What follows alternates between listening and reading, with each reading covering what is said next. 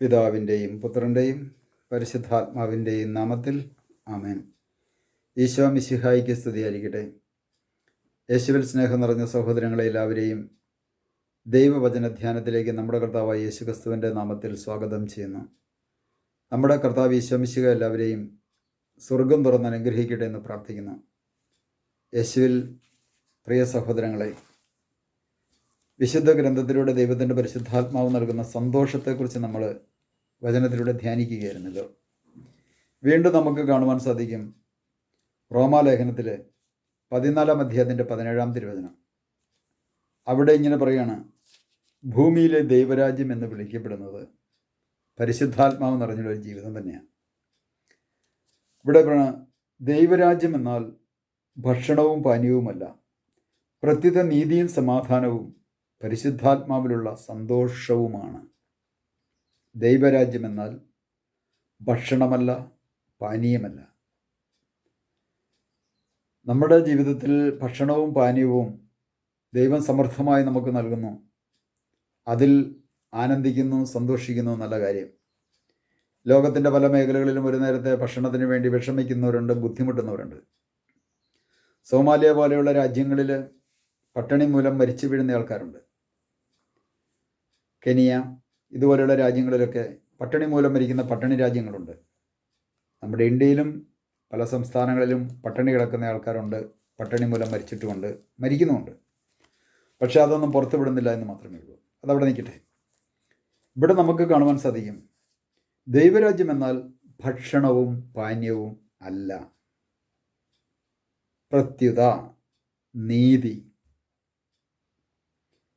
നീതിയും അതുപോലെ തന്നെ സമാധാനവും പരിശുദ്ധാത്മാവിലുള്ള സന്തോഷം.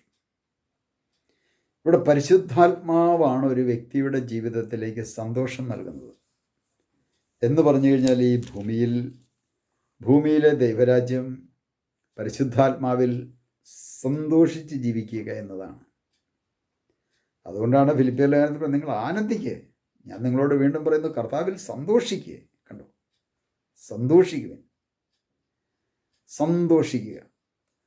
അപ്പോൾ പരിശുദ്ധാത്മാവ് കടന്ന് ഒരു വ്യക്തിയിലേക്ക് വരുമ്പോഴാണ് ഒരു വ്യക്തിയുടെ ജീവിതത്തിൽ സന്തോഷം അനുഭവിക്കാൻ പറ്റുന്നത്. ഇന്ന് എനിക്ക് സന്തോഷം അനുഭവിക്കാൻ പറ്റുന്നുണ്ടോ?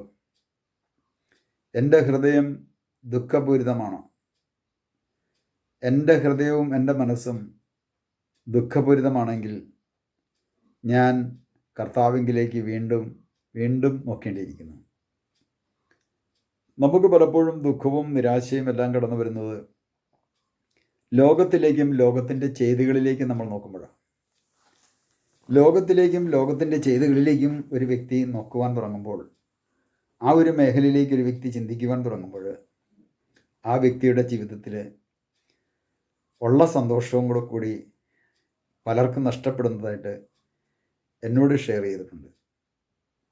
എന്നാൽ തമ്പുരാനെ വിളിച്ച് തമ്പുരാനുമായിട്ടങ്ങ് പോയി കഴിഞ്ഞാൽ പൈസ ഇല്ലേലും കയ്യിൽ സാമ്പത്തികം ഇല്ലേലും ഒരു പ്രശ്നവുമില്ല. പൈസ ഇല്ലല്ലോ, പണമില്ലല്ലോ, അല്ലെ ബുദ്ധിമുട്ടാണല്ലോ, അങ്ങനെ ഒരു ചിന്ത പോലുമില്ല. ദൈവത്തിൽ നന്ദി പറഞ്ഞ് സന്തോഷിച്ച് പോകുന്നുണ്ടോ എന്ന് പല വ്യക്തികളും എന്നോട് പറഞ്ഞതായിട്ട് എനിക്കറിയാം. പ്രിയ സഹോദരങ്ങളെ, ഇവിടെ ദൈവത്തിൻ്റെ പരിശുദ്ധാത്മാവ് റോമായിലെ ലേഖനം എഴുതുമ്പോൾ ദൈവരാജ്യം എന്നാൽ ഭക്ഷണവും പാനീയവുമല്ല, പ്രത്യുത നീതിയും സമാധാനവും പരിശുദ്ധാത്മാവിലുള്ള സന്തോഷം. കണ്ടോ, സന്തോഷം, പരിശുദ്ധാത്മാവിലുള്ള സന്തോഷം. വീണ്ടും റോമാലേഖനം 15-ാം അധ്യായത്തിൻ്റെ 13-ാമത്തെ തിരുവചനം വായിക്കുമ്പോൾ നമുക്കിങ്ങനെ കാണുവാൻ സാധിക്കും, പ്രത്യാശയുടെ ദൈവം നിങ്ങളുടെ വിശ്വാസത്താൽ സകല സന്തോഷവും സമാധാനവും കൊണ്ട് നിങ്ങളെ നിറയ്ക്കട്ടെ. അങ്ങനെ പരിശുദ്ധാത്മാവിൻ്റെ ശക്തിയാൽ നിങ്ങൾ പ്രത്യാശയിൽ സമൃദ്ധി പ്രാപിക്കുകയും ചെയ്യട്ടെ. വലിയൊരു അനുഗ്രഹത്തിൻ്റെ ആശീർവാദം തന്നെയാണ്. ഇവിടെ പൗലോസ്ലീഹായിലൂടെ പറയുന്നത്, പ്രത്യാശയുടെ ദൈവം നിങ്ങളുടെ വിശ്വാസത്താൽ സകല സന്തോഷവും. പ്രത്യാശയുടെ ദൈവം. നിരാശ മൂലം വിഷമിച്ചിരിക്കുന്ന ഓരോ വ്യക്തിയും ദൈവത്തെങ്കിലേക്ക് നോക്കുമ്പോൾ ആ ദൈവം എൻ്റെ ജീവിതത്തിൽ ഇടപെടും. ആ ദൈവം എന്നെ പരിപാലിക്കും. എൻ്റെ ദൈവത്തിന് എന്നെ പരിപാലിക്കാൻ പറ്റും. എൻ്റെ ദൈവത്തിന് എൻ്റെ പ്രശ്നങ്ങളിൽ ഇടപെടാൻ പറ്റും. എൻ്റെ ദൈവത്തിന് എനിക്ക് നഷ്ടപ്പെട്ടത് പുനഃസ്ഥാപിച്ചു തരാൻ സാധിക്കുമെന്ന് ഞാൻ വിശ്വസിച്ചുകൊണ്ട് ഞാൻ ദൈവത്തെങ്കിലേക്ക് തിരിയുമ്പോഴാണ്, പ്രിയ സഹോദരങ്ങളെ, പ്രത്യാശയുടെ ദൈവം എനിക്കിതെല്ലാം നൽകുമെന്ന് ഞാൻ വിശ്വസിക്കുക. അതുകൊണ്ടാണ് ഇവിടെ പ്രത്യാശയുടെ ദൈവം നിങ്ങളുടെ വിശ്വാസത്താൽ സകല സന്തോഷവും സമാധാനവും കൊണ്ട് നിങ്ങൾ നിറയ്ക്കട്ടെ. സന്തോഷവും സമാധാനവും കൊണ്ട് നിങ്ങളെ നിറയ്ക്കട്ടെ. ഇത് റോമിലെ സഭാമക്കളോട് പറയുമ്പോൾ റോമിലെ സഭാമക്കളോട് മാത്രമല്ല, സഭയിലെ ഓരോ മക്കളെയും നോക്കിക്കൊണ്ട് വിശ്വാസത്തിൽ അടിയുറച്ച് നിൽക്കുന്ന എല്ലാ മക്കളെയും നോക്കിക്കൊണ്ട് ദൈവത്തിൻ്റെ പരിശുദ്ധാത്മാവ് പറയുന്നൊരു കാര്യമാണ്. ദൈവത്തിൻ്റെ പരിശുദ്ധാത്മാവ് വളരെ വ്യക്തമായിട്ട് പറയുന്നൊരു കാര്യമാണ്, വിശ്വാസത്തിൽ സകല സന്തോഷവും സമാധാനവും കൊണ്ട് നിങ്ങൾ നിറയ്ക്കട്ടെ. അങ്ങനെ പരിശുദ്ധാത്മാവിൻ്റെ ശക്തിയാൽ നിങ്ങൾ പ്രത്യാശയിൽ സമൃദ്ധി പ്രാപിക്കുകയും ചെയ്യട്ടെ. പ്രത്യാശയിൽ സമൃദ്ധി പ്രാപിക്കണം. ഇന്ന് പരിശുദ്ധാത്മാവിൻ്റെ ശക്തിയാൽ, പരിശുദ്ധാത്മാവ് ശക്തിയുടെ ആത്മാവാണ്, പരിശുദ്ധാത്മാവ് സ്നേഹത്തിൻ്റെ ആത്മാവാണ്, പരിശുദ്ധാത്മാവ് സന്തോഷത്തിൻ്റെ ആത്മാവാണ്, പരിശുദ്ധാത്മാവ് പ്രത്യാശയുടെ ആത്മാവാണ്. അപ്പോൾ പരിശുദ്ധാത്മാവിൻ്റെ ശക്തിയാൽ പ്രത്യാശയുടെ ആത്മാവ് നിങ്ങൾ പ്രത്യാശയിൽ സമൃദ്ധി പ്രാപിക്കുകയും ചെയ്യട്ടെ എന്നാണ്. പ്രത്യാശയിൽ സമൃദ്ധി പ്രാപിക്കുക. നമുക്ക് സമൃദ്ധി ആവശ്യമാണ്. നമുക്ക് സമൃദ്ധി നൽകുവാൻ പരിശുദ്ധാത്മാവിന് മാത്രമേ പറ്റുകയുള്ളൂ. അതുകൊണ്ട് പ്രിയ സഹോദരങ്ങളെ, നമ്മുടെ ജീവിതത്തിലേക്ക് നമ്മളൊന്ന് തിരിഞ്ഞു നോക്കണമേ.